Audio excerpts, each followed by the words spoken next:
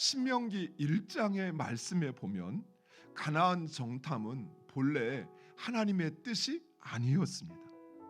하나님께서는 이스라엘 백성들에게 너희가 두려워하지 말고 주저하지 말고 그 땅 가나안 땅을 차지하라 말씀하셨습니다. 하지만 이스라엘 백성들은 인간적인 생각에 그 땅을 먼저 탐지하자, 정탐하자라고 합니다. 이스라엘 백성들의 주장은 합리적이었습니다. 우리가 가나안 땅을 정탐하기는 하는데 어느 길로 올라가는지 또는 어느 성읍으로 들어가는 것이 좋을지 먼저 알아보고 그리고 결정하자는 것입니다. 좀 더 쉬운 길이 있을 것이고 좀 더 쉬운 성읍이 있을 텐데 그것을 지혜롭게 또 합리적으로 판단하자는 것입니다. 그러나 문제는 이런 이스라엘 백성들의 그 생각, 그 마음의 중심에는 하나님과 하나님의 말씀에 대한 불신이 자리 잡고 있었던 것입니다. 즉 가나안을 정탐하자 요청하는 백성들의 이 요청은 하나님에 대한 불신으로부터 비롯된 것이었습니다. 그래서 그 결과 여호수아와 갈렙을 제외한 10명의 정탐꾼들은 하나님의 진노를 받아 죽음을 맞이하게 됩니다. 그리고 모세와 출애굽 1세대, 즉 출애굽한 그들은 이 정탐꾼들이 가나안을 정탐하였던 그 40일처럼 그들은 40년 동안 광야에서 방랑을 해야 하였습니다. 그리고 결국에는 가나안 땅에도 들어가지 못하였습니다. 사랑하는 성도 여러분, 하나님은 항상 우리보다 앞서 우리의 길을 예비하시고 그리고 우리의 발걸음을 주장하시며 우리를 품으시어 여기까지 인도하신 분이십니다. 따라서 그 하나님의 뜻에 따르는 것이 미련한 것처럼 보이고 나약한 것처럼 보여도 그것이 참 지혜요, 참 능력이요, 그것이 생명이라는 것입니다. 사랑하는 성도 여러분, 우리의 삶도 마찬가지입니다. 예수님은 세상 끝날까지 우리와 항상 함께 하시겠다 약속하셨습니다.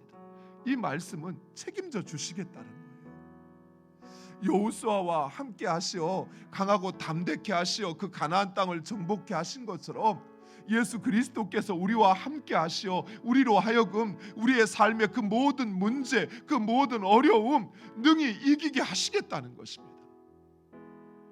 따라서 우리는 우리의 앞날을 생각할 때 단순히 세상적인 기준이나 또는 그 전문가들이 말하는 미래 예측, 미래 전망이 아닌 믿음의 눈으로 하나님께서 행하실 크고 놀라운 일들을 기대하고 소망하며 바라보아야 할 것입니다. 사람의 지혜보다 뛰어나신 하나님, 사람의 힘과 능력보다 강하신 하나님, 그 하나님 바라보고 그 하나님 뜻에 따르면 그 하나님 우리로 능히 넘어서게 하시고 이기게 하시는 줄 믿으시기 바랍니다. 이어서 가나안 정탐꾼으로 선발된 각 지파의 지휘관들을 소개합니다. 그런데 모세는 이 호세아의 이름을 여호수아로 바꾸어 줌으로써 그가 하는 일이 사람이 하는 일이 아닌 하나님이 하시는 일이라는 사실, 그리고 그가 이루는 역사가 사람의 구원이 사람을 통한 구원이 아닌 하나님의 구원의 역사임을 알게 하는 것입니다. 그리고 또 한 사람, 그 사람은 유다 지파의 지휘관인 갈렙입니다. 갈렙은 출신으로는 이방 민족이었으나 믿음으로는 하나님의 백성이었던 것입니다.